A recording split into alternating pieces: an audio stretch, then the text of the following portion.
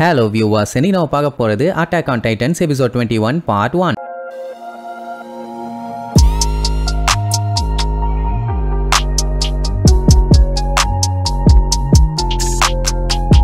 Open பண்ணா female டைட்டனை பிடிக்க முடியாத காரணத்தால எல்லாருமே பேக் அடிச்சு இப்ப திரும்பி வீட்டுக்கே கிளம்புறாங்க. அந்த டைம் கமாண்டர் எர்வின் கரெக்டா ஒவ்வொரு விஷயத்தையும் இப்பதான் கெஸ் பண்றாரு. என்னன்னா கொலோசல் டைட்டன் அப்பியர் ஆகி அதுக்கப்புறம் வால் எல்லாத்தையும் உடச்சு தள்ளதுக்கு அப்புறம் சடனா டிசப்பியர் ஆச்சுல்ல. கண்டிப்பா அதுக்குள்ள இருந்த ஆளு 3D மேனுவர் கியரை வச்சிருந்திருக்கணும். அந்த பயங்கரமான ஸ்டீம் கிளம்பும் போது அந்த கேப்பை யூஸ் பண்ணி அதுல இருந்து எஸ்கேப் ஆயிருக்காங்க. அதே கோக்குமாக்கு வேலையை தான் இப்போ இந்த ஃபீமேல் டைட்டன் பண்ணி இருக்குது. பட் எரனோட விஷயத்தை பார்க்கும்போது அது டோட்டலாவே இம்பாசிபிள் ஆச்சு. போட்டிருந்த ட்ரெஸ்ஸை காணும், அவனோட எக்யூப்மெண்ட்ஸ் எல்லாமே டெஸ்ட்ராய் ஆயிருச்சு. அது மட்டுமா அந்த டைட்டனுக்குள்ள இருந்து வெளியில வந்ததுல இருந்தே அவனால ஒழுங்கா நிக்க கூட முடியல, அவ்வளவு பாடுபட்டான். பட் இந்த ஃபீமேல் டைட்டனால அதோட அழுகையை வச்சு மத்த டைட்டன்ஸ் எல்லாத்தையுமே அட்ராக்ட் பண்ண முடியுது. நியாயப்படி இது எல்லாத்தையுமே இவங்க முன்னாடியே ப்ரெடிக்ட் பண்ணி வச்சிருந்திருக்கணும். சோ இந்த டைம் பாத்தீங்கன்னா டெஃபினட்டா ஆபரேஷன் ஃபெயில்டு தான். டைட்டனோட எபிலிட்டி அவங்களோட ஸ்கில்ல பொறுத்து மாறுதுன்னா இவங்க எரனை யூஸ் பண்றதே ஒரு தப்பு. எனிமி எப்படி இருப்பான் என்னன்னு இவங்க ஒரே கோணத்துல யோசிச்சுட்டு இருக்காங்க. அதை முதல்ல மாத்தி அவுட் ஆஃப் த பாக்ஸுக்கு யோசிக்கணும். இல்லன்னா நம்ம கடைசி வரைக்கும் இதே மாதிரி பிரச்சனையை தான் ஃபேஸ் பண்ணுங்கிற மாதிரி சொல்லிட்டு போவாரு. அதே நேரம் இங்க அர்மினோட டீம் போயிட்டு இருக்கும்போது ஜீன் என்ன சொல்லுவான், மிஷனை இப்ப ஸ்டாப் பண்ணிட்டாங்க, பட் அதுக்காக சக்சஸ் ஆயிருச்சுன்னு அர்த்தம் இல்ல. அப்படின்னா அந்த ஃபீமேல் டைட்டனுக்குள்ள யாரு இருந்தான்னு தெரிஞ்சு போச்சா, அதனால தான் ஸ்டாப் பண்ணிருப்பாங்களோன்னு ஒரு டவுட். எல்லாம் அது யாரா இருக்கும்னு பயங்கர ஆர்வத்தோட இருப்பாங்க. ஆனா கமாண்டர் ஒரு விஷயத்துல ஸ்ட்ராங்கா இருந்தாரு. என்னன்னா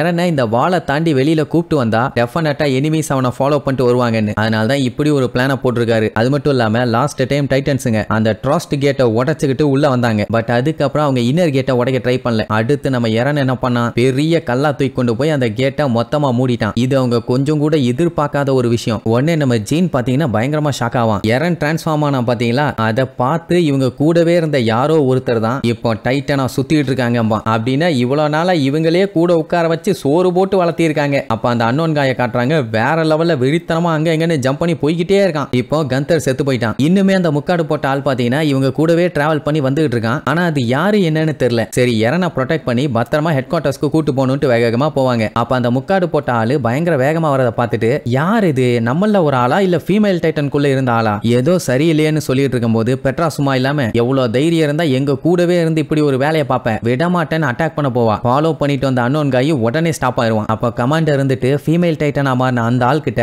இன்னும் எனர்ஜி இருந்துச்சு அப்படின்னா மறுபடியும் மாறதுக்கு சான்ஸ் இருக்குன்னு சொல்லி வாய மூடல. அப்படியே அந்த இடத்துல பயங்கரமா இடிச்சு அன்னு கூசுற அளவுக்கு வெளிச்சம். என்னடான்னு பார்த்தா அந்த அன்னோன் காய் வந்து ஃபீமேல் டைட்டனா மாறிட்டா. மாறின அடுத்த செகண்ட் நம்ம ஆளுல ஒரு கை பார்த்தணும்னு விரட்டுன்னு கண்ணா பின்னாடி வரட்டிட்டு வருவா. ஃபீமேல் டைட்டன் வந்துருச்சு, கையில மாட்டினா கைமாதான்னு சொல்லிட்டு வேகமா அடிச்சு புடிச்சு மூவ் பண்ணுவாங்க. எரனு கடுப்பாயிருவான். என்ன கஷ்டப்பட்டு புடிச்சு இப்ப மறுபடியும் அது எஸ்கேப் ஆயிருச்சுல, பேசாம நானே களத்துல இறங்கி இதை போட்டு பொளந்து கட்டிடுறேன்பா. அப்போ ஜின் இருந்துகிட்டு அதெல்லாம் ஒண்ணு வேண்டாம், நாங்க 3 பேர் சேர்ந்து இந்த டைட்டனை கவனிச்சுக்கிறோம், நீ எப்படியாச்சும் சீக்கிரமா ஹெட் குவார்ட்டர்ஸ்க்கு முடிஞ்ச அளவுக்கு வேகமா போய் சேரு, ஏன்னா இப்போதைக்கு அதோட டார்கெட் நீ தான், நாங்க இல்ல. சோ முதல்ல எஸ்கேப் ஆகிற வழியை பாருப்பாங்க. அவன் பல்ல கடிச்சுக்கிட்டு இருப்பான். ஏன்னா ஆல்ரெடி அது எல்லாத்தையுமே கொன்றுச்சு. புடிச்சிருந்தாவாச்சு மனசு ஆறுதலா இருந்திருக்கும், அதுலயும் எஸ்கேப் ஆயிருச்சு. இப்போ பின்னாடி வரட்டிட்டே வருதுன்னு வைங்க. கமாண்டர் என்ன சொல்லிட்டு இருப்பாருன்னா, நமக்கு எனிமியை பத்தி உருப்படியா ஒரு விஷயமும் தெரியாது, அப்படி நம்ம சண்டை போறோம்ட்டு இறங்கணும்னா டெஃபினட்டா அது ஒரு பெரிய ரிஸ்க். அது மட்டும் இல்லாம எல்லாத்தையுமே இழக்கிறதுக்கு தயாரா தான் இறங்கி ஆகணும், வேற வழி இல்ல. ஏன்னா அந்த ஃபீமேல் டைட்டனால என்னென்னலாம் பண்ண முடியும்னு அவங்களுக்கு நல்லாவே தெரியும். அதையும் மீறி இறங்கினாங்கன்னா இழப்புகளை சந்திக்கிறதுக்கு தயாரா இருக்கணும். அதே நேரம் இங்க ஃபீமேல் டைட்டன் கூட சண்டை போடலான்னு முடிவு பண்ணாங்கல்ல, எல்லாருமே மாத்தி மாத்தி ஃபுல் பவரோட சண்டை போடணும் அப்படி இப்படின்னு பேசிட்டு இருப்பாங்க. பட் எரன் டைட்டனா மாறுவேங்கிற மாதிரி ஒத்த கால நின்னுட்டு இருப்பான். பெட்ரா தான் இருந்துட்டு எங்க மேல உனக்கு நம்பிக்கை இல்லையா, நம்பு, நாங்க சண்டை போடுவோம் அப்படி இப்படிம்பாங்க. எரனுக்கு என்ன பண்றதுன்னே தெரியல. அதே நேரம் இங்க கமாண்டர் நம்ம இனி நம்ம சண்டை போடுற விதத்தை மாத்தலைன்னா ஹியூமனிட்டியை காப்பாற்றவே முடியாதுங்கிற மாதிரி சொல்லுவாரு. ஏன்னா அந்த டைட்டன்ஸ் எல்லாத்துக்குமே அறிவில்ல, அதுங்க லூசு மாதிரி வந்தா புடிச்சு திங்குங்கிறதுனால தான் ஓரளவுக்கு சமாளிச்சுட்டு இருந்தாங்க. ஆனா இப்போ எல்லாத்தையுமே யோசிச்சு பக்காவா பிளான் பண்ணி அட்டாக் பண்ற டைட்டன்ஸ் இருக்கும்போது டெஃபினட்டா இவங்களோட வியூகத்தை மாத்தி தானே ஆகணும். இங்க எரன் பாத்தீங்கன்னா என்னோட ஸ்குவாடை நான் நம்புறேன், கண்டிப்பா நீங்க ஜெயிப்பீங்க,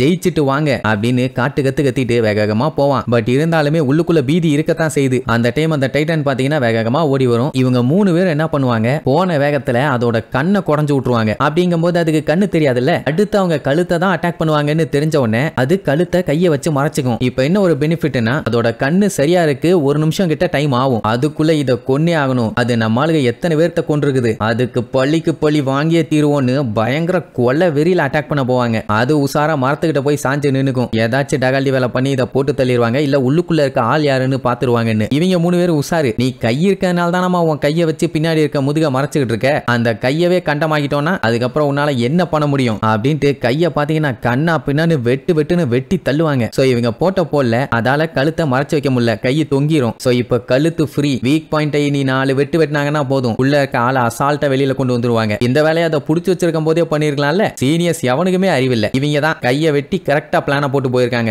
எரனுக்கு ஒரே ஷாக்கு, என்னப்பா இது ஃபீமேல் டைட்டன் டோட்டலாவே டிஃபென்சிவா இருக்குதுன்னு. அது மட்டும் இல்லாம அவனுக்கு ஆச்சரியம் என்னன்னா அவங்க 3 பேரும் ஒருத்தருக்கு ஒருத்தர் மாத்தி மாத்தி பேசிக்கவே இல்ல. இறங்கினவங்க அவங்க பாட்டுக்கு கடுப்பானாங்க, கண்டம் துண்டமா வெட்டி கையை தொங்க விட்டுட்டாங்க. இந்த மாதிரி பண்ணோம்னா ஒருத்தருக்கு ஒருத்தர் மேல நம்பிக்கை இருந்தா மட்டும் தான் பண்ண முடியும். பட் கிளம்புறதுக்கு முன்னாடி சண்டை போட்டது பாத்தீங்கன்னா நம்மளையான்னு சண்டை போட்டுருப்பாங்க. பட் இறங்கினதுக்கு அப்புறம் தான் தெரியுது அவங்களுக்குள்ள எந்த அளவுக்கு கோஆர்டினேஷன் இருக்குதுன்னு. இதுக்கு முன்னாடி ஏகப்பட்ட மிஷன்ஸுக்கு ஒன்னா போயிட்டு வந்திருக்காங்கல்ல, அதனால அவங்களுக்கு தெரியும் அவங்க டீம் ஆளுங்க என்ன பண்ணுவாங்க, எப்ப எந்த மாதிரி அட்டாக் பண்ணுவாங்கன்னு. சோ அதுக்கேத்த மாதிரி சண்டை போட்டுருக்காங்க. கன்தரும் வேற இடையில செத்து போயிட்டானா, அதனால அந்த வெறி இருக்கத்தானே செய்யும். இப்ப நம்ம பைய பண்ண வேண்டிய வேலை திரும்பி பார்க்காம அவங்க மேல நம்பிக்கை வச்சு வேகமா முன்னாடி போகணும். விச் மீன்ஸ் ஹெட் குவார்டர்ஸ்க்கு போகணும். ஏன்னா அவங்க எல்லாருமே ஒவ்வொருத்தங்க மேல நம்பிக்கை வச்சிருக்காங்க, இவனும் நம்பிக்கையை வைக்கணும் இல்ல.